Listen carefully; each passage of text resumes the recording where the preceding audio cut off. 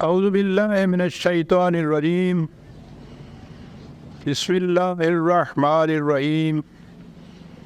عزیزان من، آج جنوری 1982 کی 8 تاریخ ہے۔ مسلسل درس 18 دسمبر 81 کو ہوا تھا۔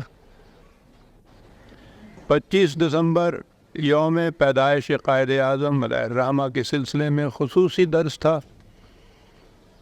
اور اس کے بعد 27 دسمبر کو جواں سال شوکت بیٹے کی اچانک وفات کا ایسا صدمہ ہوا کہ 1 جنوری کے درس کی میں اپنے اندر ہمت نہیں پاتا تھا۔ اس عمر میں اس قسم کا صدمہ ناقابل برداشت ہوتا ہے۔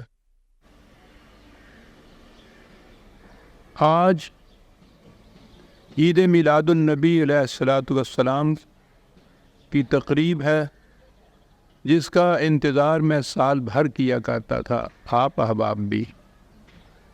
اس تقریب پر میں بارگاہ رسالت مآب میں اپنا عدیہ عقیدت خطاب خصوصی کی شکل میں پیش کیا کرتا تھا۔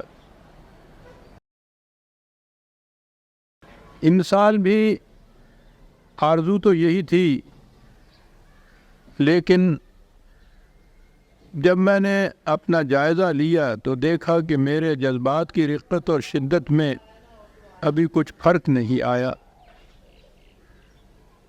میں نے محسوس کیا کہ شاید ان حالات میں حضور کے شایان شان ہدیہ احترام و عقیدت پیش نہ کر سکوں گا۔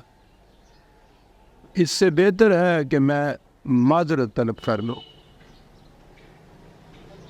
تو آج پھر وہی مسلسل درس کا اگلا ٹکڑا سامنے آتا ہے، اور سورہ الاعقاف کی آیت 27ویں سے ہم آغاز درس کرتے ہیں، 46/4 6/27۔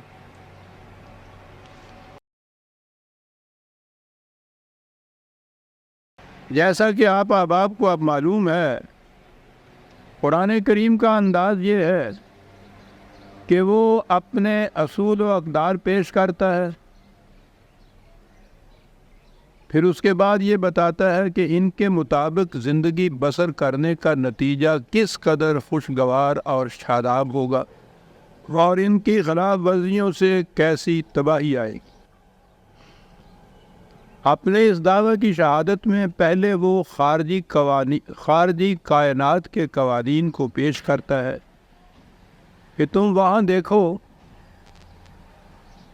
کہ قوانین فطرت یا قوانین خداوندی کے مطابق جو یہ سلسلہ چلتا ہے تو وہ اپنے اٹل نتائج کس طرح پیدا کیے چلا جاتا ہے، اور اس کے بعد پھر وہ انسانوں کی دنیا کی طرف آتا ہے۔ اور اس دعوے کی شہادت میں بہترین طریق یہ ہے کہ تاریخ کے شواہد پیش کیے جائے کہ فلاں قوم نے ان قوانین کی خلاف ورزی کی تو اس کا نتیجہ کیا نکلا۔ بڑا ہی مؤثر اور بلیغ انداز ہے بات کے سمجھانے کا، تو اسی لیے اس نے کہا تھا یہ کچھ بیان کرنے کے بعد فَبِأَيِّ حَدِيثٍ بَعْدَهُ يُؤْمِنُونَ، کہ اس کے بعد بھی اگر تم حقیقت کو تسلیم نہیں کرتے تو پھر اور کون سی بات باقی ہے جس کے سامنے لانے سے تم اسے تسلیم کرو گے۔ تو گویا یہ ایک ایسی حجت بالغہ ہے، قوانین فطرت جسے ہر شخص دیکھ سکتا ہے۔ تاریخی شواہد اگر وہ تاریخ کی کتابوں میں دیکھنا نہیں چاہتے، اور وہ لوگ تو ابھی تاریخ کی کتابوں میں اسے نہیں دیکھتے تھے، انہیں بتایا یہ جاتا تھا کہ تم صبح اور شام ان راستوں پر سفر کرتے ہو، اور ان راہ گزروں پر سابقہ اقوام کی بستیوں کے کھنڈرات، ان کھنڈرات کی ایک ایک اینٹ پر ان کی داستانیں نقش ہیں، تم اپنی آنکھوں سے انہیں دیکھتے ہو، کہ ان اقوام کا کیا حشر ہوا، اور پھر تم ان کی داستانیں خود آپس میں بیان کرتے ہو۔ یہ چیزیں تمہارے روزمرہ کی زندگی کے مشاہدات بھی ہیں، اور پھر آپس میں جب انہیں بیان کرتے ہو تو تمہارا موضوع گفتگو بھی ہے۔ بات اتنی کہنے کی ہے کہ تم صرف ان واقعات تک رہتے ہو کہ یہ قوم اتنی بڑی تہذیب اور دولت کی مالک تھی اور اب ان کے کھنڈرات رہ گئے۔ ہم صرف اتنا اضافہ کرتے ہیں جو تمہیں بتاتے ہیں کہ ایسا کیوں ہوا۔ تمہاری تہذیب اپنے خنجر سے آپ ہی خودکشی کرے گی، یہ چیز کہی۔ دلیل یہ تھی کہ جو شاخ نازک پہ آشیانہ بنے گا نہ استوار ہوگا۔ تو قرآن یہ چیزیں تو وہی پیش کرتا ہے جو دنیا کے ہر انسان کے سامنے، ہر قوم کے سامنے ہوتی ہیں۔ وہ ان کی جو علت اور سبب بیان کرتا ہے، یہ ہے اس کا اپنا منفرد انداز۔ دنیا کی قومیں، مورخین، محققین، ریسرچ اسکالر ان تباہیوں کی طرف جب آتے ہیں، عام طور پر، اس لیے کہ ان میں استثناء ہے، عام طور پر وہ ان کے طبعی اسباب کی تک محدود ہو کے رہ جاتے ہیں۔ ان میں ایسے ہیں مورخ کہ جو ان سے آگے چل کر یہ بھی کہتے ہیں کہ ان قوم کی اخلاقیات میں، کردار میں، معاملات میں اس میں کیا نقص پیدا ہو گیا تھا جن کی وجہ سے پھر ان کی تباہیاں آئیں۔ تو قرآن کریم جب ان اقوام کی داستان پیش کرتا ہے تو طبعی اسباب تو وہ سامنے لاتا ہے جن کی روح سے تباہی ہوئی، لیکن اس کی علت کیا تھی، اس کا سبب کیا تھا، اس کا بنیادی کاز کیا تھا، یہ ہے جسے وہ خصوصیت سے بیان کرتا ہے۔ بات چلی آ رہی تھی اسی انداز میں،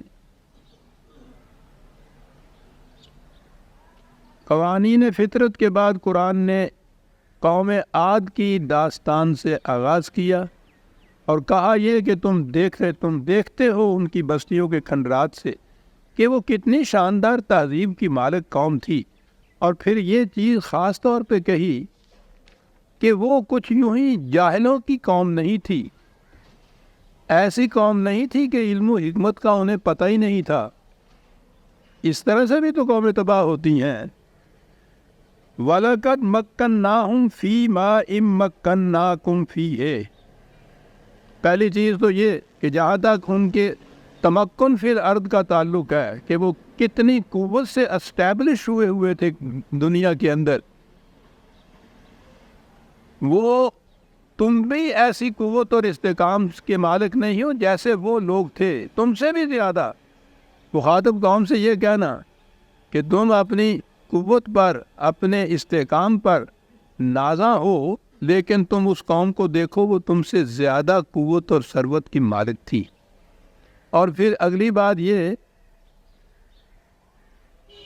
کہ وَجَعَلْنَا لَهُمْ سَمْعًا وَأَبْصَارًا وَأَفْئِدَةً، بیوقوف قوم نہیں تھی، علم کے تمام ذرائع ان کے پاس تھے، ان کے دروازے کھلے ہوئے تھے، سماعت و بصارت اور قلب، یہ سب چیزیں یعنی سوچنے سمجھنے کی قوتیں اور صلاحیتیں اور ذرائع ان کے پاس موجود تھے۔ اب آگے وہ بات آتی ہے، وہ جو میں نے کہا کہ وہ علت العلل بیان کرتا ہے، سبب بیان کرتا ہے، بتاتا ہے کہ کیوں ایسا ہوا۔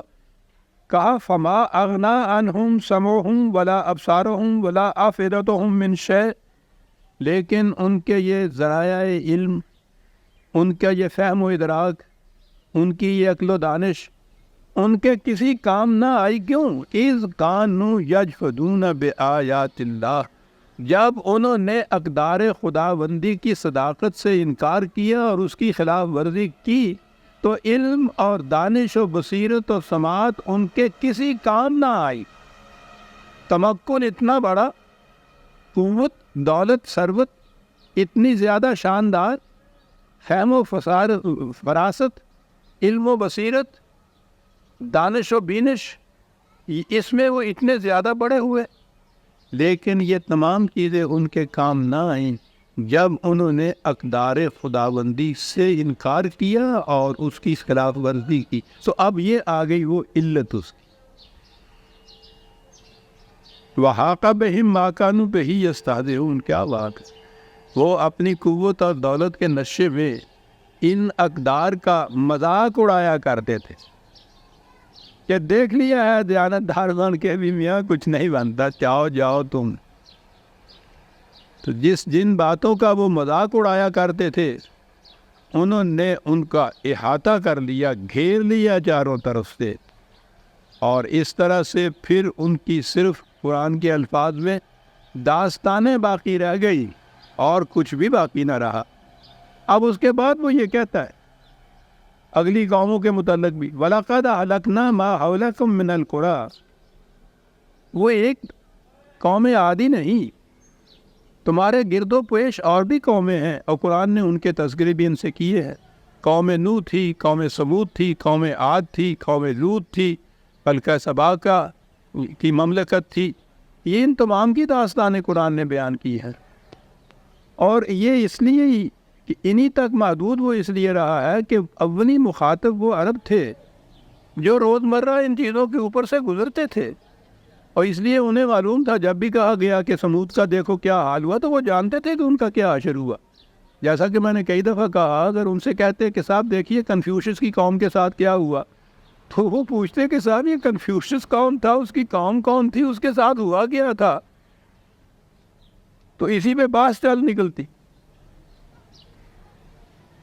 اصل مقصد تھا وہ نگاہوں سے اوجھل ہی رہ جاتا۔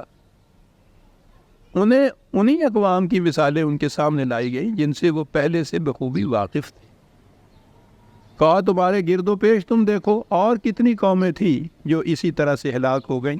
وَصَرَّفْنَا الْآيَاتِ لَعَلَّهُمْ يَرْجِعُونَ، اور ہم یہ جتنے بھی، اب دیکھیے یہاں آیات صرف آیات قرآنی کوئی قرآن نے نہیں کہا، آیت ہوتی ہے ہر وہ شے جس سے کسی بنیادی چیز کی دلیل مل جائے، نشانی مل جائے، سراغ مل جائے۔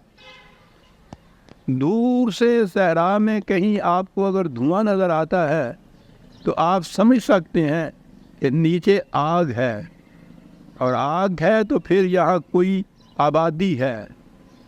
کتا کہیں بھونکتا ہے صحراؤں میں تو معلوم ہوتا ہے کہ کہیں پانی ارد گرد ہے، کوا اڑتا ہے تو اس سے بھی نظر آ جاتا ہے کہ یہ جو زندگی ہے پانی کے سر پہ ہے، اور عربوں کے نزدیک تو پانی بڑی ایک ایسی نایاب متاع تھی۔ تو گویا یہ چیزیں، دھواں اور کتے کا بھونکنا یا کوے کا اڑنا، یہ علامت بنتا ہے اس چیز کی کہ نیچے زندگی ہے۔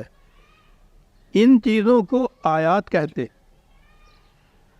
یہ قرآن کریم کی آیات بھی اصل مقصد تک پہنچنے کے ذرائع ہیں۔ کہا یہ جو احادیث، یہ جو آیات ہم بیان کر رہے ہیں، اس سے مقصد یہ ہے لعلہم یرجعون، تاکہ یہ اپنی بدروی سے باز آ جائیں اور حقیقت کی طرف لوٹ آئیں۔ اس لیے ہم بار بار بیان کرتے ہیں، سامنے لاتے ہیں ان آیات۔ وہ قوم تو لوٹ آئی، عرب کے مخاطب، ہم 1300 سال کے اندر نہ لوٹ کر۔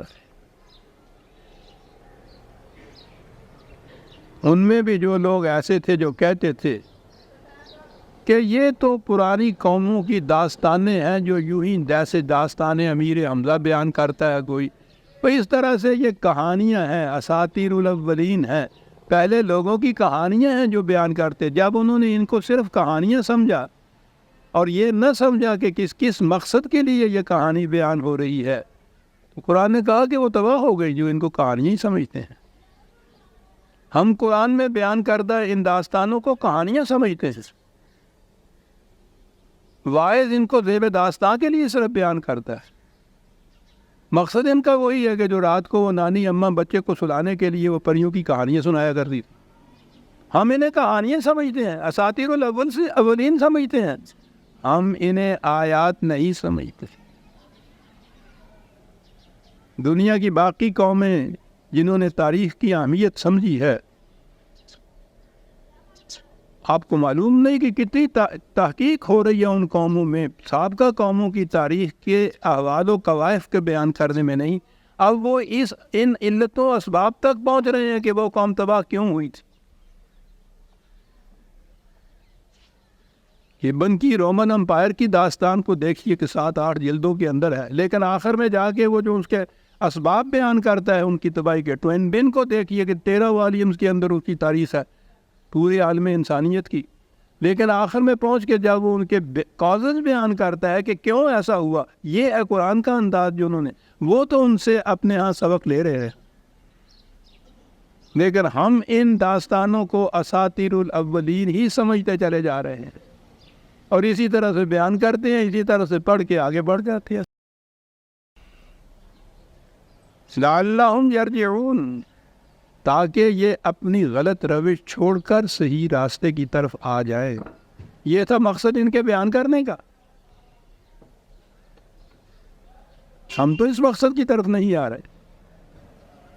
فلولا نصرهم الذین اتخذوا من دون اللہ قربانا آلہۃ، غلط روش کیا تھی؟ قرآن کا بنیادی نقطہ تو یہ ہے کہ اقتدار صرف خدا کی ذات کو حاصل ہے، کسی انسان کو دوسرے انسان پر حکومت کرنے کا اختیار حاصل نہیں ہے۔ انسانوں کو نہیں ہے تو جہالت میں جو تم بتوں کو سمجھتے ہو کہ ان میں یہ طاقت ہے، وہ تو اس کے ساتھ غلط روی بھی ہے، غلط نگہی بھی ہے، حماقت بھی ہے ساتھ اس کے۔ پھر جو انسانوں میں سے حکمران ہی نہیں بلکہ یہ روحانیت کی مملکت کے جو بڑے بڑے حکمران آپ کے ہاں پائے جا رہے ہیں، یہ مشائخ اعظام جو پائے جا رہے ہیں، خود وہی نہیں، ان کی قبروں کے پتھروں تک کے لیے جو سجدے کیے جاتے ہیں، کیا ہے؟ دلوں پر ان کی حکمرانی ہے۔ آپ جاتے ہیں تو چلیے دعا فاتحہ کے بعد یہ سجدوں کے واپس لوٹتے ہیں تو اس طرف پشت نہیں کرتے اپنی، یوں آتے ہیں، یہ ہے دلوں کے اوپر حکمرانی۔ ڈرتے ہیں، کانپتے ہیں اپنے کمرے میں بیٹھے ہوئے، اگر ان کے خلاف کوئی کسی قسم کا گستاخی کا خیال آ جائے تو یہ ہے حکمرانی، اسے کہتے ہیں الہ۔ کہا کہ وہ جو ان کے الہ تھے جن پہ بھروسے پر انہوں نے خدا کی الوہیت جو تھی اس سے انکار کر رکھا تھا، وہ الہ ان کے کسی کام نہ آئے جب یہ قوانین خداوندی کی خلاف ورزی کے فطری نتیجے کے طور پر تباہی میں گرفتار ہوئے، تو وہ ان کے الہ ان کے کسی کام نہ آئے۔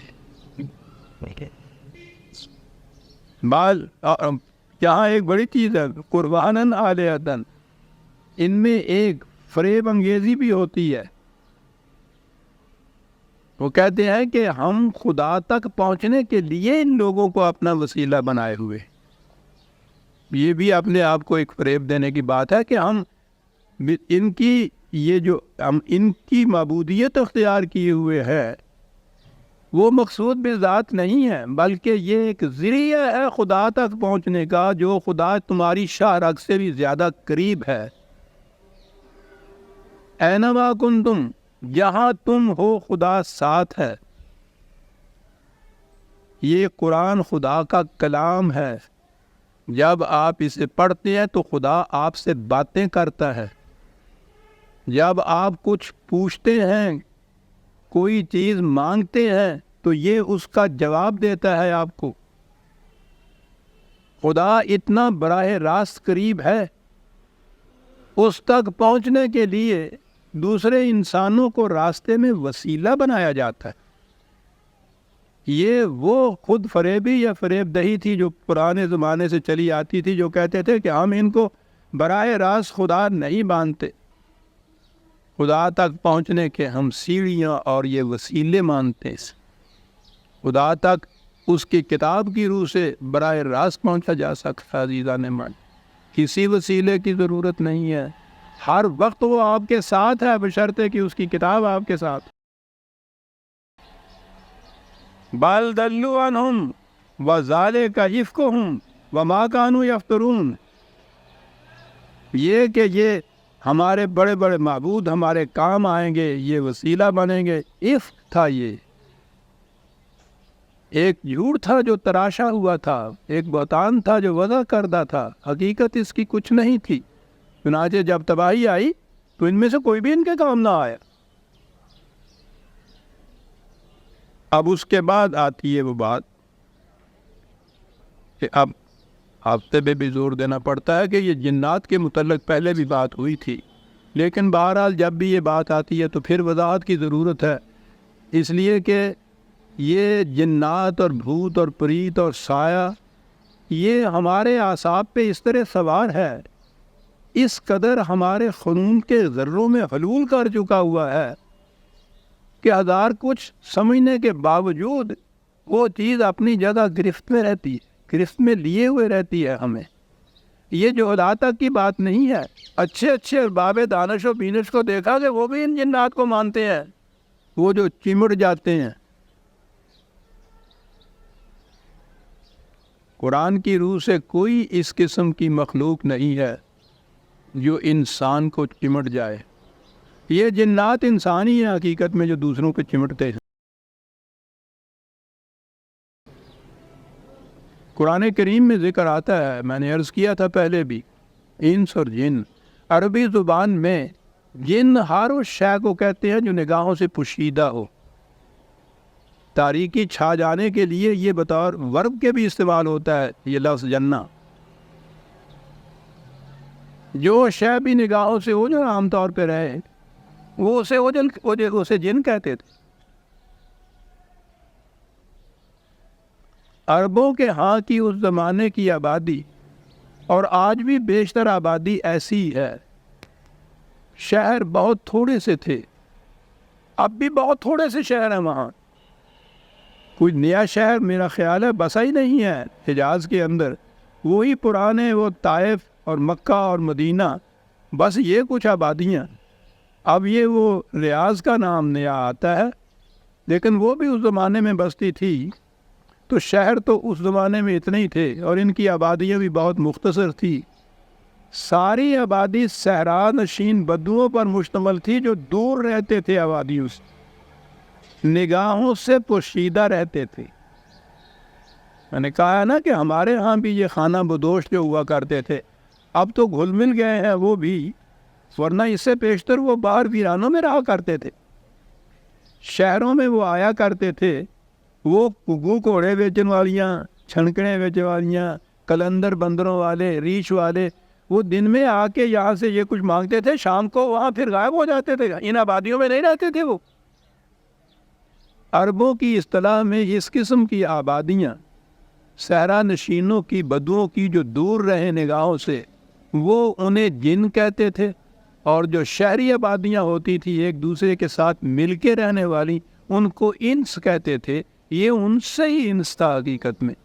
تو جن و انس وہ کہتے تھے ان دونوں آبادیوں، یہ صرف دو آبادیاں نہیں تھیں، ان کی نفسیاتی کیفیتیں مختلف تھیں، ان کا تمدن، ان کے شعائر زندگی، رسومات حیات، رہنا سہنا، معیشت، معاشرت، یہ سب ایک دوسرے سے مختلف تھی۔ ان کے ہاں بہت کم آپس میں ملتے جلتے تھے، یہ اتنا ہی ملتے جلتے تھے۔ وہ قرآن میں یہ آیا ہے یہ کہ وہ کبھی ادھر آ جاتے تھے ان سے کچھ فائدہ اٹھانے کے لیے، استعمال کی چیزیں لے آتے تھے، یہ ان سے وہ خرید لیتے تھے، یہ انہیں کچھ آٹا دانہ یا ستو یا گیہوں کھجوریں دے دیتے تھے۔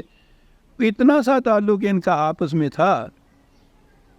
یا یہ جب یہ شہروں والے باہر کہیں سفر میں جاتے تھے تو وہاں ان کے جو قبائل آتے تھے، اس زمانے کا سفر تو بڑا ہی غیر محفوظ ہوتا تھا، تو اس غیر محفوظ سفر میں رات اگر آتی تھی تو کسی قبیلے کی پناہ میں آنا پڑتا تھا۔ قرآن کریم میں یہ چیزیں موجود ہیں۔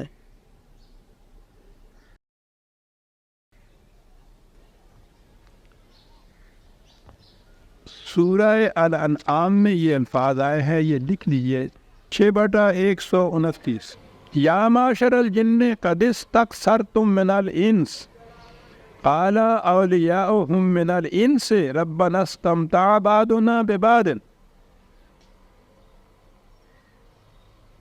یہ جسے آپ کہتے ہیں مکافات عمل، قیامت، قرآن جن اور انس دونوں کے متعلق یہ کہتا ہے۔ وہاں آپس کی یہ باتیں ہوتی ہیں، تو آپس میں وہ کہتے ہیں کہ ہمارا ان کے ساتھ تعلق اتنا ہی تھا کہ ہم کچھ فائدہ اٹھایا کرتے تھے ایک دوسرے سے، یہ چھوٹی موٹی چیزیں بنا کے لایا کرتے تھے، کچھ ہمارے لیے کچھ ہمارے بچوں کے لیے، اور ہم انہیں کچھ کھانے پینے کو دے دیتے تھے۔ تو ہمارا تو آپس میں اتنا ہی تعلق تھا۔ تو اب یہ سوچئے کہ جن کے متعلق یہ کہا گیا ہے، شہری آبادیاں کہہ رہی ہیں کہ یہ آیا کرتے تھے، کچھ چیزیں ہم ان سے خریدا کرتے تھے، اس کے بدلے میں ہم ان کو کچھ دیا کرتے تھے، تو یہ چمٹ جانے والے جن تو نہیں تھے، ان سے تو یہ لین دین اور یہ کاروبار ہوتا ہی نہیں ہے۔ یہ وہی آبادیاں تھیں جو آتے تھے۔ دوسرے مقام پہ ایک سورت کا نام ہے سورہ جن، جسے ہم کہتے ہیں، تو نمبر ہے اس کا 72 72۔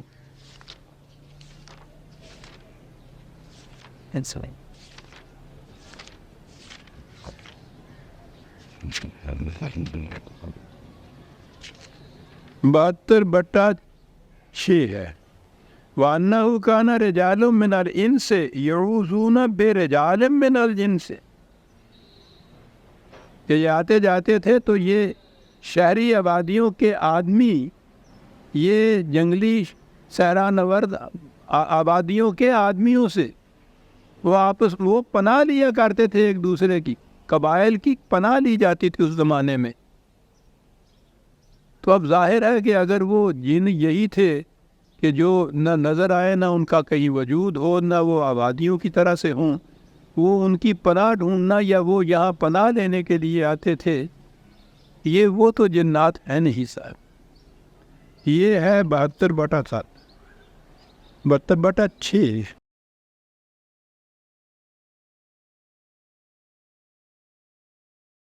اور سب سے بڑی بات تو یہ،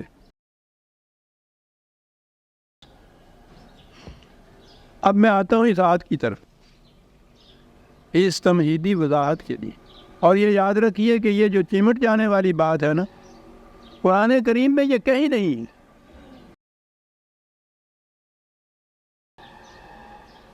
جن و جنات وغیرہ کا ذکر تو قرآن کریم میں مختلف مقام پہ آیا ہے، اور جن و انس تو مشترکہ طور کے اوپر تو عام طور پہ وہ استعمال کرتا ہے ان دونوں آبادیوں کو اکٹھا کر کے، لیکن یہ چمٹ جانے والے جو بھوت پریت اور جن ہیں، ان کا کوئی ذکر نہیں ہے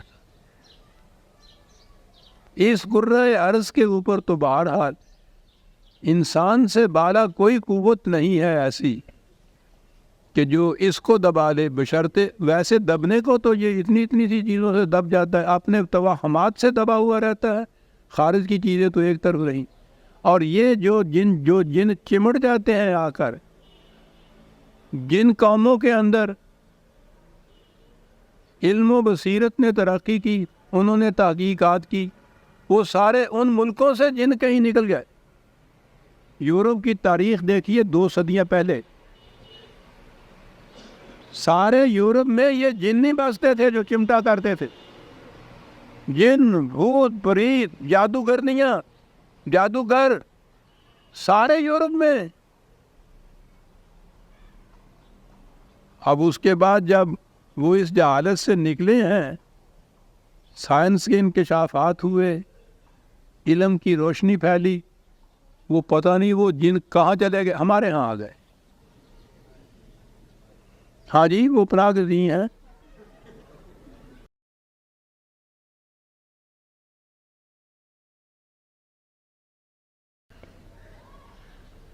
یہ صرف انہی ممالک، انہی اقوام میں پائے جاتے ہیں جہاں جہالت ہے عزیزان من۔ قرآن کا اعجاز ہے۔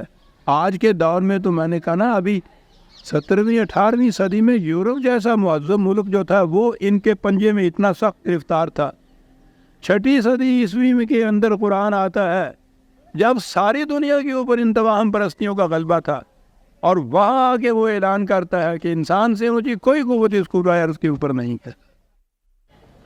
تو میں نے عرض کیا ہے کہ یہ ساری توہم پرستیاں ہیں جن کو آپ یہ جن بھوت پریت کہتے ہیں، ان کے ہاں تو یہ اعصابی بیماریاں آ گئیں۔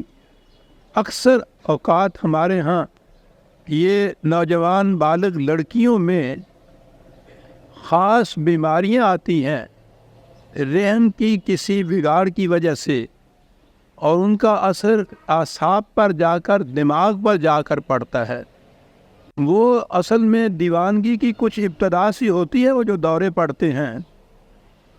اب وہاں تو اس کا علاج اعصابی امراض کی طرح کیا جاتا ہے یا نفسیاتی امراض کی طرح کیا جاتا ہے، سائیکیاٹرسٹ ان کا علاج کرتے ہیں، یا ان کے ہاں کے جو یہ مینٹل ڈیزیزز کے فزیشین ڈاکٹرز ہیں وہ ان کا علاج کرتے ہیں۔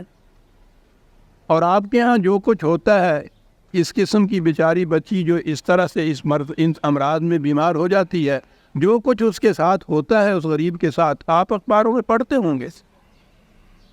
شہروں میں تو کم ہوتا ہے، ابھی تک ہمارے ہاں وہ جو آبادی ہیں جن کو جن کہتے تھے، دیہات کی آبادیاں، ان میں اب بھی وہی کچھ ہوتا ہے۔ وہ جن کٹن والے جڑے نے نا، وہ آ جاتے ہیں، وہ خود جن ہوتے ہیں۔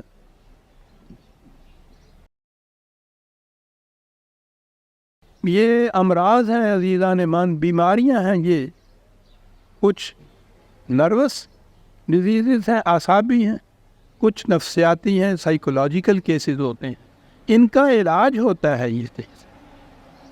یہ ساری توہم پرستیاں ہیں جن کو کہتے ہیں جن چمڑ گیا۔ اور پھر توہم پرستیاں آتی کن راستوں سے؟ بڑے بڑے علماء کرام، مشائخ اعظام، ان کے آپ داستانیں پڑھیے، ہر ایک کے یہاں کوئی نہ کوئی جن ہوتا ہے صاحب۔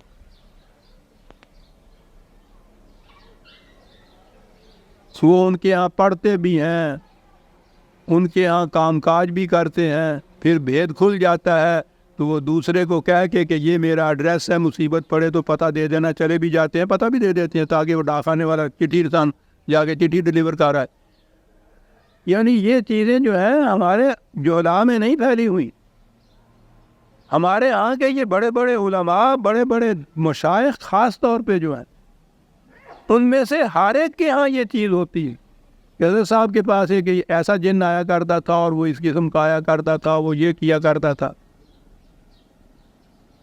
یہ گناہ گار جس مسجد میں پڑھا ابتدان، وہاں بھی ایک جن ہوتا تھا، لکن میچی کھیلنا ہوندا ہے سی نال، انہوں پھڑن واسطے ایک باری جو نٹھا ایک منڈا وہ قابو آਉਂਦਾ سی پیا، انہوں کوئی تھا نہ لبھی اور لوٹے جا وڑیا۔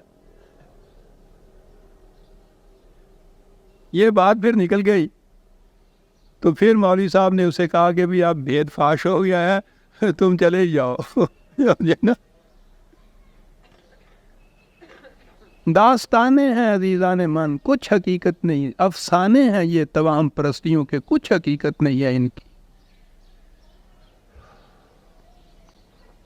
یہ الگ بات ہے کہ توہم پرستی جب شدت اختیار کا جائے تو سچ مجھے نظر آنے لگ جاتا ہے کہ جن ہے، لیکن وہ آپ کے دماغ کی تخیلاتی چیز ہوتی، خارج میں کوئی چیز ایسی نہیں ہے۔ اب اس کے بعد آئیے بھائی، صرفنا الیک نفرا من الجن یستمعون القرآن۔ یہ حضور تو بستی میں پیدا ہوئے، ام القرآ، بلکہ مرکزی بستی جسے کیپٹل سٹی آج کے الفاظ میں کہ یہ مکہ اور پھر مدینہ طیبہ، یہ دو ہی بلندترین شہری بستیاں تھیں۔ ان کا اولی تخاطب انہی بستیوں کے لوگوں سے تھا، انس سے تھا، انہی میں یہ رہتے تھے آپ، تو وہ تو کبھی کبھی آتے تھے، لیکن ان سے بھی جب یہ شدہ یہ باتیں پھیلی ہیں حضور کی تبلیغ کی، حضور کی بعثت کی، وہ نظر آتا ہے کہ پھر ان کے ہاں کے لوگ بھی کچھ آتے تھے یہ دیکھنے کے لیے، یہ سننے کے لیے کہ یہ کیا نئی چیز ہے، لیکن عام طور پر وہ ان سے کچھ چھپ چھپا کر ہی آتے تھے، کچھ خلوت میں ہی آتے تھے، کچھ ان کی مصلحتیں اپنی ابھی ہوں گی تو وہ آتے تھے۔ ان کا ذکر قرآن میں آیا ہے، حضور کے پاس وہ آتے تھے۔ اس آیت میں یہی کہا گیا ہے کہ جنوں کا ایک کلاس، ایک گروہ تھا، وہ آیا یستمعون القرآن، قرآن سننے کے لیے۔ اب ایک ہی قرآن کریم کی آیت ہے جس میں یہ واضح ہو جاتا ہے کہ یہ انسانوں سے الگ مخلوق نہیں تھی۔ حضور کے متعلق قرآن میں ہے وَمَا أَرْسَلْنَاكَ إِلَّا كَافَةً لِلنَّاسِ بَشِيرًا وَنَذِيرًا، ہم نے تمہیں صرف انسانوں کی طرف بھیجا ہے بشیر و نذیر بنا کر۔ تو جو بھی قرآن سننے کے لیے آتا تھا یا قرآن پر ایمان لاتا تھا، یہ ذکر ہے یہاں کے قرآن پہ ایمان لائے، تو حضور تو الناس کی طرف سے رسول تھے نا، تو یہ الناس ہی کی ایک نو تھی،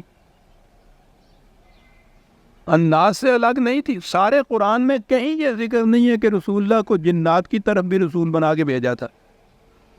وہ جنات جو ہمارے ذہن میں الگ مخلوق ہے، وہ الناس ہی تھے، انسان ہی تھے۔ وہ حضور کی طرف آئے، قرآن سنا، سورہ الجن میں ہے، انہوں نے یہ بات کہی وَأَنَّا لَمَّا سَمِعْنَا الْهُدَىٰ آمَنَّا بِهِ، انہوں نے جا کے پھر اپنے ہاں قوم میں کہا کہ ہم نے یہ جب سنا اس ہدایت والی کتاب کو، یہ ہدایت اور رہنمائی جب ہم نے سنی تو ہم ایمان لائے اس کے اوپر۔ قرآن سنا، اس کی صداقتوں کو سمجھا، اس کے اوپر ایمان لائے۔ وَأَنَّا مِنَّا الْمُسْلِمُونَ،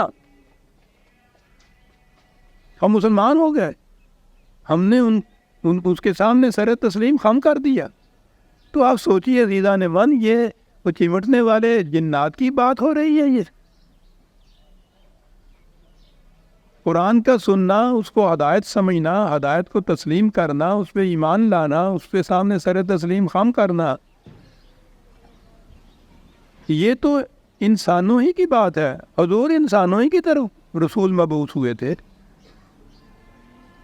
اب حیرت یہ ہے کہ اب کہا یہ جاتا ہے کہ صاحب یہ سارے جتنے بڑے بڑے علماء کرام بھی ہیں، یہ سارے عربی بھی جانتے ہیں، ان داستانوں کو بھی واقف ہیں، تو پھر یہ وہ انس و جن کے یہ معنی کیوں نہیں کر دیتے؟ اب میں اس کا کیا علاج کروں؟ کیوں نہیں؟ یا تو کوئی چیلنج کرے نا کہ یہ معنی نہیں ہیں، تو پھر ان کو تو میں بتاؤں بھی کہ یہ کیسے ہیں۔ اس کی سندیں ہیں ہمارے پاس، انہی کے لغات، انہی کی ادب کی کتابیں جو ہیں ان میں یہ چیزیں موجود ہیں جو میں آپ سے عرض کرتا ہوں۔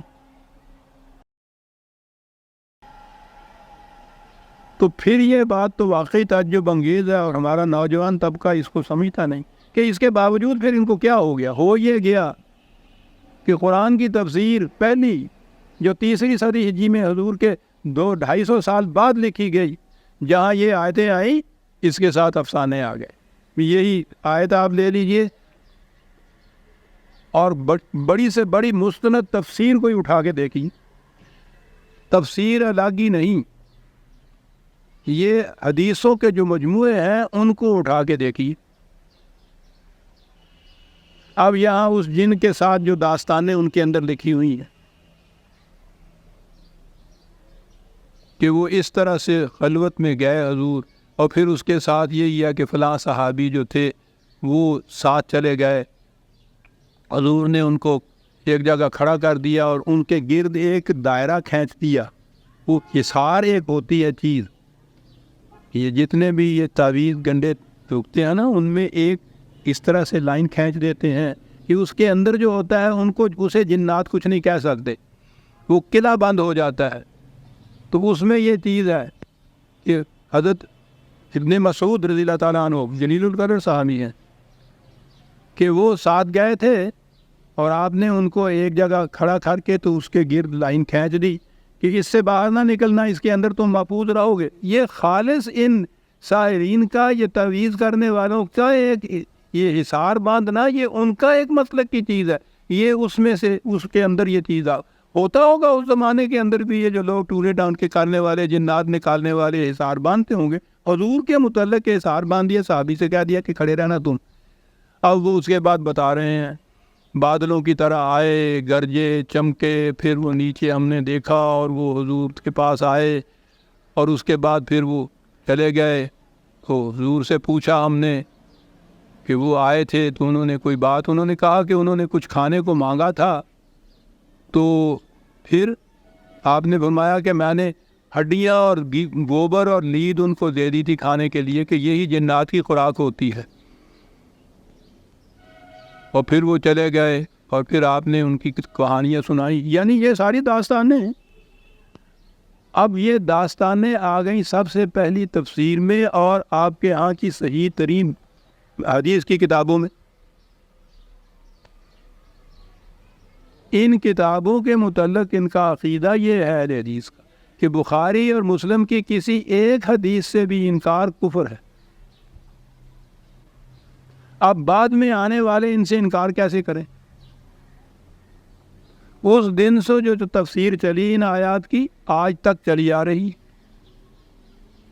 جو سمجھتے بھی ہیں اس بات کو کہ یہ بات تو یوں نہیں ہے، جرت وہ بھی نہیں کرتے اس کو کہنے کی کہ ان کے پیچھے ڈگڈگی لگ جائے گی صاحب، یہ اسلاف کے مسلک کے خلاف رہتا ہے. عزیزان مان، یہ بڑی جرت طلب چیز ہے جو اس قسم کی چیز کہنا یا اس کے بعد ماننا بھی. اس طرح سے ہم لوگ تو گھرے ہوئے ہیں ان کے اندر. اور عوام میں جب کہیں گے صاحب امام بخاری کی صحیح میں یہ چیز آئی ہے، تو اس کے بعد تو کوئی دلیل کام ہی نہیں دے سکتی. آپ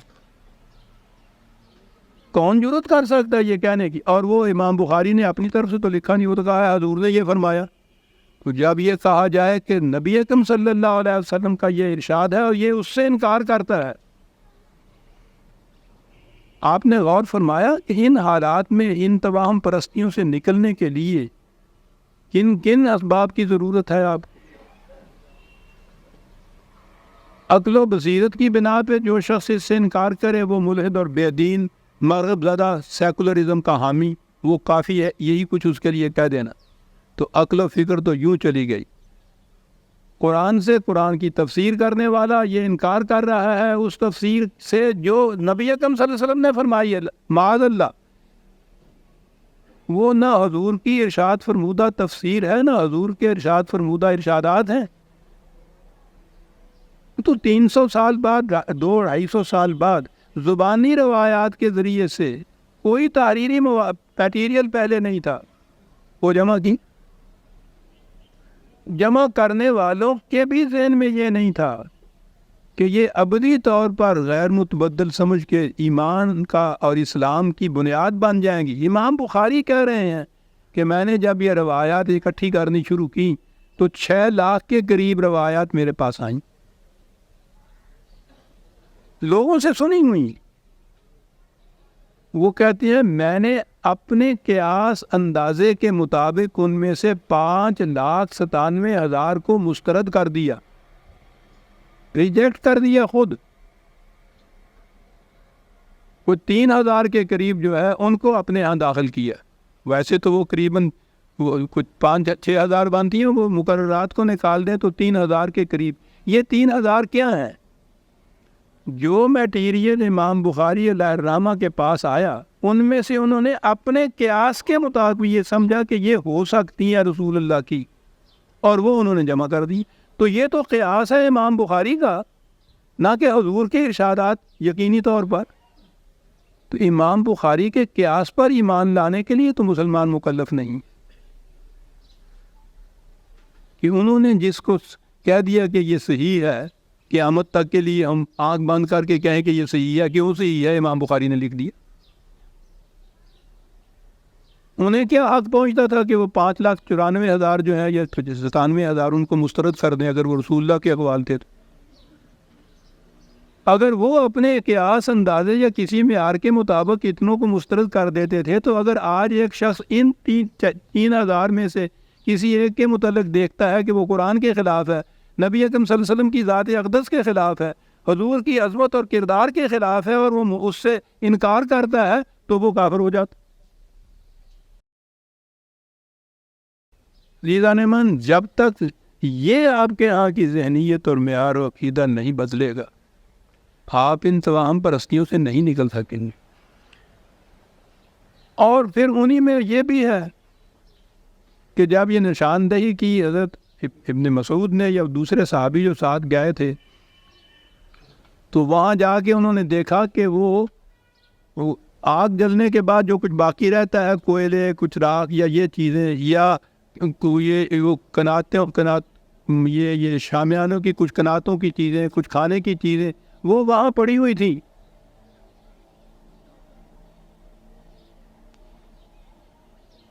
جہاں سے بھی کوئی کارواں جاتا ہے پیچھے اس قسم کی چیزیں جو ہے وہ رہ جاتی ہیں کہ وہ بھی وہاں پڑی ہوئی تھی. اب یہ بھی نہیں، ان کی تعداد کے متعلق 7 یا 9 سے شروع ہوتی ہے، 12,000 تک پہنچتی ہے. تو یہ عزیزان من، یہ وہی آبادی تھی صحرا نوردیوں کی. عربوں کے ہاں ادب کے اندر، ان کے لغات کے اندر، ان کے حماسہ کے اندر، ان کی شاعری کے اندر انس و جن ان معنی کے اندر آتا ہے. صحرا نوردوں کے لیے وہ استعمال کرتے تھے ان چیزوں، ان لفظوں. تو آئیے اب اس آیت کی طرف کہ ان صحرا نورد آبادیوں میں سے ایک گروہ حضور کی طرف آیا اور اس نے آگے قرآن کو سنا. فلما حضروہ قالوا انصتوا، تو جب وہ یہاں آئے، وہ قرآن سن رہے تھے تو ایک دوسرے سے کہہ رہے تھے بھائی خاموش رہو، خاموش رہو. وہ نظر آتا ہے نا کہ وہ دیہاتی سے لوگ تھے، باہر کے لوگ تھے، ان آداب محفل سے بھی واقف نہیں تھے. تو قرآن یوں بتا رہا ہے، وہ کہتے تھے وہ چپ کر کے سنو کیا کہا جا رہا ہے. فلما قضیا ولوا الی قومہم منذرین، جب وہ بات ختم ہوئی قرآن سننے کی تو پھر واپس گئے وہ اپنی قوم کی طرف. وہاں جا کے ان کو آگاہ کیا. قالوا یا قومنا انا سمعنا کتابا انزل من بعد موسیٰ مصدقا لما بین یدیہ، جا کے انہوں نے کہا کہ ہم نے ایک کتاب سنی ہے، ایک ہدایت کی چیزیں سنی ہیں. وہ کتاب ہے جو کتاب موسیٰ کے بعد نازل ہوئی ہے. تو نظر آتا ہے کہ ابتداء یہ لوگ غالباً یہودی تھے، اور وہ ان دعاوی کو سچ کر دکھانے والی ہے جو کتاب موسیٰ کے اندر درج ہیں. یہدی الی الحق و الی طریق مستقیم، یہ کتاب ہے جو واقعی حق کی طرف اور سیدھے راستے کی طرف رہنمائی کرتی ہے. وہ سن کے گئے، جا کر اپنی قوم سے وہ یہ کچھ کہہ رہے ہیں، یا قومنا اجیبوا داعی اللہ، داعی اللہ ہے، معاف رکھنا، اے میری قوم کے لوگوں، یہ جو خدا کی طرف دعوت دیتا ہے اس کی دعوت پر لبیک کہو. وآمنوا بہ، ایمان لاؤ. یغفر لکم من ذنوبکم ویجرکم من عذاب علیم، وہ حفاظت دے گا، پرووائڈ کرے گا جو کچھ تمہاری کوتاہیوں کی وجہ سے نقصان والی چیزیں آ رہی ہیں، ایک عظیم تباہی سے تم کو بچا لے گا.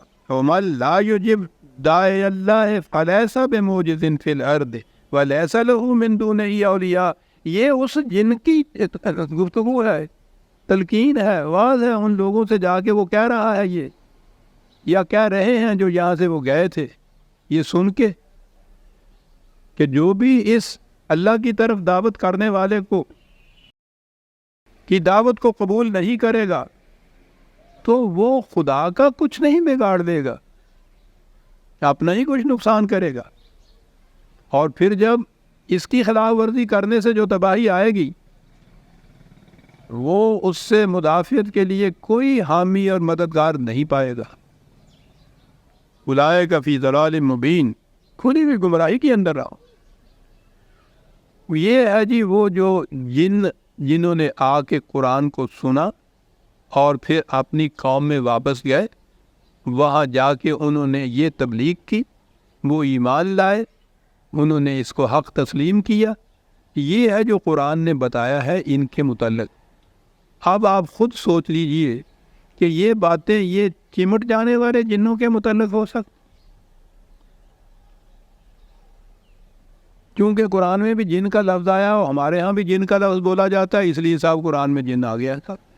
قرآن شہادت دیتا ہے کہ جن ہوتے ہیں. بہرحال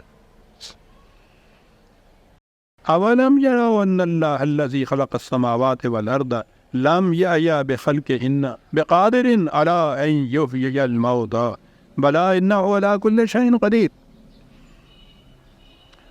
اب قرآن پھر اپنی بات پہ آ گیا. شروع سے وہ یہ کہتا آیا تھا کہ مکافات عمل برحق ہے، یاد رکھو جو بھی ان قوانین خداوندی کی خلاف ورزی کرتا ہے، فرد ہو یا قوم، وہ تباہی سے نہیں بچ سکتے. اور اگلی بات وہ جو قرآن کا ایمان، اگر اس دنیاوی زندگی کے اندر اس کی گرفت نہیں ہوتی، اس کا نتیجہ سامنے نہیں آتا، تو زندگی یہاں ختم نہیں ہو جاتی، زندگی مسلسل آگے بھی چلتی ہے۔ اور اسی پہ ان کو اعتراض تھا، بار بار وہ یہ کہتے تھے کہ صاحب یہ پہلوں کی باتیں ہیں، اگلے لوگوں کی کہانیاں ہیں، اگر ایسا ہی ہے تو اس سے کہو کہ ہمارے باپ داداؤں کو زندہ کر کے واپس لائے۔ وہ یہ اعتراض کرتے تھے، یہی بات تھی شروع سے چلی آ رہی، تو یہاں پھر اس کو دہرایا یہ سب کچھ کہنے کے بعد۔ وہ خدا کے جس نے ارض و سماوات کو پیدا کیا اور اسے پیدا کرنے کے بعد پھر وہ تھک نہیں گیا کہ کچھ اور پیدا نہ کر سکے۔ کیا بات! قرآن ایک ایک لفظ میں مذاہب باطلہ کے ایک ایک باطل عقیدہ کی تردید کرتا جاتا ہے۔ تورات میں ہے یہ کہ خدا نے 6 دن میں اس کائنات کو پیدا کیا اور اس کے بعد تھک گیا، 7واں دن اس کا آرام کا دن ہے۔ یہ جو آپ چھٹی مناتے ہیں ہفتے کے بعد، سبت، وہ ان کے ہاں سیٹرڈے تھا، سبت جس کو وہ کہتے تھے۔ سبت کے دن ان کے ہاں کاروبار بالکل ناجائز تھا، کیونکہ وہ کہتے تھے جب خدا سو رہا ہے تو ہم کیسے کاروبار کر سکتے ہیں۔ وہ چھٹی اس لیے خدا کے سونے کی بنا پہ مل گئی تھی انسانوں کو، حالانکہ یہ رو رات کو سوتے ہیں اور وہ کہتا ہے اسے اونگ بھی نہیں آتی تھی۔ تو وہ جو چھٹی تھی ان کے ہاں کی، جو ان کے ہاں وہ چھٹی ہوئی۔ عیسائیوں نے جب یہودیوں کے خلاف محاذ قائم کیا کہ انہوں نے ہمارے نبی کو، خدا کے بیٹے کو صلیب پہ چڑھا دیا ہے، یہودیوں کے خلاف بے حد سخت نفرت دشمن تھی عیسائیت کی، انہوں نے یہودیوں کے ہر شاعر کی خلاف ورزی کی۔ یہ ختنہ کراتے ہیں، ہم ختنہ نہیں کرائیں گے، یہ سور کو حرام سمجھتے ہیں، ہم سور کھائیں گے، یہ ہفتے کی چھٹی کرتے ہیں، ہم اتوار کی چھٹی کریں گے، ہم نے کہا ہم جمعے کی چھٹی کریں گے۔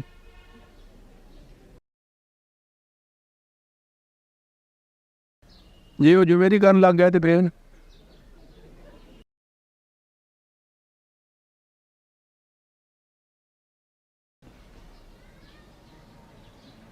بات جمعے کی آ گئی تو پھر یہی ضمن میں قرآن کریم میں خود یہ موجود ہے جمعے کے متعلق کہ جب اس اجتماع کے لیے آواز دی جائے تو کاروبار چھوڑ کے ادھر آ جایا کرو۔ تو اس سے پہلے کاروبار کی سند تو قرآن نے خود دے دی، تو وہ چھٹی نہیں۔ اور پھر اذا قضیت الصلاۃ فانتشروا فی الارض، جب نماز ختم ہو جایا کرے تو پھر جاؤ کاروبار کیا کرو۔ الرغم قرآن کے خلاف ہے یہ کاروبار بند کرنا، کاروبار بعد میں بھی بند کرنا، قرآن کی آیت کے متعلق۔ بات میں یہ کہہ رہا تھا کہ تورات میں ہے کہ خدا 7ویں دن پھر تھک گیا، سو گیا۔ قرآن جاتے جاتے ایک بات کہا جاتا ہے کہ کائنات اس نے تخلیق کی، انسان پیدا کیے تو تھک نہیں گیا اس کے بعد کہ پھر ان انسانوں کو دوبارہ پیدا نہ کر سکے۔ کیا بات ہے اس کے انداز کی صاحب! چلتے چلتے ایک ایسی بات کہا جاتا ہے کہ جو بڑے بڑے اہم عقائد باطل ہیں ان کی تردید کر دیتی ہے بات۔ انہ علی کل شیء قدیر ویوم یعرض الذین کفروا علی النار۔ میں 2-4 منٹ زیادہ لے لوں گا، 2-3 آیتیں باقی رہ گئی ہیں۔ الیس ھذا بالحق، تباہی جب سامنے آ جائے گی ان سے تو پوچھا جائے گا کہ بتاؤ جو تم سے کہا جائے گا کہ تمہاری تہذیب اپنے خنجر سے آپ ہی خودکشی کرے گی، سچا ہے یا نہیں وہ دعویٰ ہمارا؟ پکاریں گے کہ ہاں سچ ہے سچ۔ قالوا بلا ربنا، خدا شاہد ہے کہ وہ بات بالکل سچ ہو کر نکلی جو ہمارے سامنے آئی۔ وقال فذوقوا العذاب بما کنتم تکفرون، کہا کہ اب پھر اس معذرت سے کچھ فائدہ نہیں، سیلاب آ گیا اب نہیں، پہلے بند بنا لیتے تو بچ جاتے، اس کے آ جانے کے بعد تو پھر کوئی نہیں بچ سکتا اس سے۔ ادھر نبی اکرم صلی اللہ علیہ وسلم کو پھر یہی بات کہ اتنی مخالفت یہ کر رہے ہیں، تان و تشنیع کے نشتر ہیں جو چپ ہو رہے ہیں، فاصبر کما صبر اولو العزم من الرسل، کوئی بات نہیں، آپ ہی کے ساتھ یہ نہیں ہو رہا ہے رسول، پہلے انبیاء کرام کے ساتھ بھی یہ کچھ ہوتا رہا ہے، جس نے بھی حق کی بات کی ہے دنیا میں اس کے ساتھ یہ ہوتا ہے۔ استقامت سے جمے رہو۔ صبر کے معنی یہ نہیں ہوتا کہ صبر کر بچڑا ہو کچھ ہو نہیں سکتا تے کی کرنا ہویا ہوں، صبر دے سوا چارہ ہی کوئی نہیں آگا۔ انتہائی بے چارگی کے لیے یہ لفظ ہمارے ہاں استعمال ہوتا ہے۔ خدا تلقین رسول سے کر رہا ہے کہ اولو العزم انبیاء نے بھی ایسے، صبر کے معنی ہوتا ہے استقامت سے جم کے کھڑے رہنا کسی بات پہ، پاؤں میں لغزش نہ آ جائے، یہ ہوتا چلا آیا ہے، تمہارے ساتھ نئی بات نہیں ہے۔ انبیاء کرام نے، انبیاء اولو العزم ان کو کہا گیا ہے، صاحب عظیمت تھے وہ، انہوں نے بھی ایسے مقام پہ استقامت دکھائی تھی۔ وَلَا تَسْتَعْجِل لَهُمْ، اس کے لیے جلدی نہ کرو کہ وہ جلدی سے عذاب کیوں نہیں آ جاتا، وہ تو ہمارے قانون کے مطابق آتا ہے۔ پھول بھی ایک وقت لیتے ہیں پھوٹنے کے لیے، کانٹے بھی چبھنے کے لیے ایک وقت لیتے ہیں، جلدی نہیں اس میں ہوا کرتی۔ فلا تستعجل لهم كأنه يوم يرون ما يوعدون لم يلبثوا الا ساعة من النهار۔ اب تو نظر آتا ہے کہ بڑا لمبا وقفہ پڑ گیا صاحب، آتا کیوں نہیں عذاب؟ جب عذاب آ جائے گا تو ان کو نظر آئے گا کہ صاحب ہم تو یوں ہی شاید ایک گھڑی آدھی گھڑی زندہ رہے، وہ جھٹ سے آ گیا۔ مصیبت کے وقت جب یہ آتا ہے تو نظر ہی یوں آتا ہے۔ بلاغن، کیا بات ہے، آخری آیت کے آخری الفاظ ہے، پہنچا دیا گیا جو کچھ پہنچانا تھا۔ یہلکو فہل یہلکو الا القوم الفاسقون، تباہ ہوتی ہیں قومیں لیکن صرف وہ جو صحیح راستہ چھوڑ کر غلط راستوں پہ پڑ جاتی ہیں۔ سورہ الاحقاف آج ختم ہو گئی عزیزان من۔ آئندہ ہم اگلی صورت ہے سورہ محمد 47ویں صورت، اس سے درس کا آغاز کریں گے۔ ربنا تقبل منا انک انت السمیع العلیم۔ شکریہ۔ آتے ہیں تو وہ تو اپنے ہمدردی کے جذبے سے آتے ہیں، شریک غم ہونے کے لیے۔ تجربے نے مجھے یہ بتایا ہے کہ جتنی بار کوئی آئے اور اس سے وہ داستان دہرائی جائے تو یہ زخم چھل جاتا ہے دوبارہ۔ اس زخم کو مندمل، وہ ٹائم جسے کہتے ہیں نا ہیلر ہوتا ہے، اس کے معنی یہ ہوتے ہیں کہ بھولتا ہے آدمی، جتنی یاد دلائی جائے اس چیز کی اتنا ہی وہ زخم پھر مندمل ہونے سے بچ جاتا ہے۔ میں احباب کا تہ دل سے شکریہ ادا کرتا ہوں، وہ میرے غم میں شرکت کے لیے تشریف بھی لائے، اس کے بعد بھی آئیں گے۔ اگر میں خود ان سے مل کے نہیں بات کر سکا تو مجھے قابل معذرت سمجھے کہ میری کیفیت ایسی نہیں تھی، حادثہ میرے لیے ناقابل برداشت۔ اس عمر میں اس قسم کا جوان سال بیٹا جس نے سنبھال رکھا تھا پورے گھر کو اور میری دیکھ بھال بھی وہی کیا کرتا تھا، اور اس کا بدل نہیں ہے اس وقت ہمارے ہاں کوئی۔ احباب کا شکریہ۔ میں دوبارہ معذرت چاہتا ہوں کہ میں ان دوستوں سے خود نہیں ملا تھا۔ شکریہ۔